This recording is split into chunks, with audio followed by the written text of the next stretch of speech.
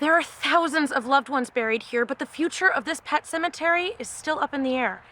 I'm your Neenah neighborhood reporter, Darby McCarthy, and I spoke to some people who are very glad that the Neenah Animal Shelter is getting a new facility, but they're very concerned about what to do about pets left behind.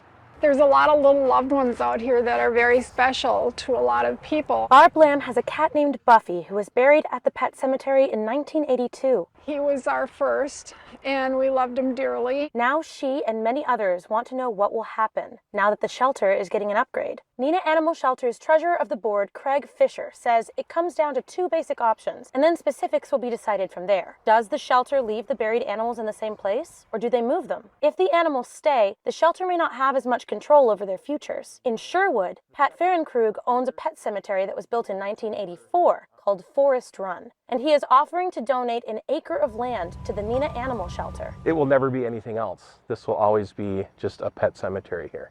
It's set up exactly like a human cemetery in that there's a perpetual care fund. Fisher says that he likes the offer from Forest Run, but whatever is chosen, he says everyone affected should know it was handled with care. I know that the animals that are buried here are around us, and it makes me very content that they know that we're looking out for them. Barb says she also favors the option that involves relocation of the animals. I wouldn't want him to stay here, really, because after the shelter sells, I don't know what's going to happen to this land, and then they have no control over it. The animal shelter is still trying to figure out the best option, but they say anyone who wants to remove their loved ones and relocate them to more personal spaces like their own backyards are welcome to do so. In Neenah, Darby McCarthy, NBC 26.